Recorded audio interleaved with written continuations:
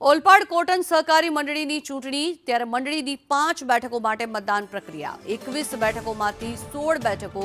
બિનહરીફ થઈ છે ત્યારે મંદરોઈ હાથીસા મિર્જાપુર માટે મતદાન કમરોલી પારડી કોબા બેઠક માટે મતદાન ત્યારે સાંજે મતગણતરી હાથ ધરવામાં આવશે ત્યારબાદ શું આનું પરિણામ આવે છે તે જોઈ શકાશે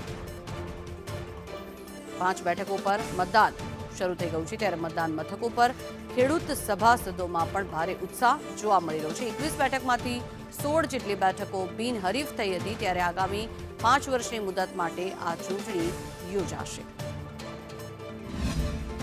આજે 5 વિભાગની ચૂંટણી થઈ રહી છે સવારના 8 વાગ્યાથી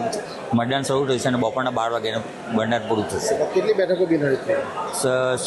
21 ઓલપા કોટનની 21 વિભાગની ચૂંટણી હતી તેમાં 16 વિભાગ બિનહરીફ થઈ છે અને 5 વિભાગની ચૂંટણી ચાલી રહી છે ક્યારે મતદાન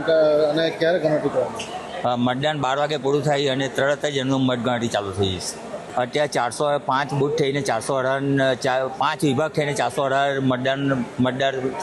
મતદાન કરી રહ્યા છે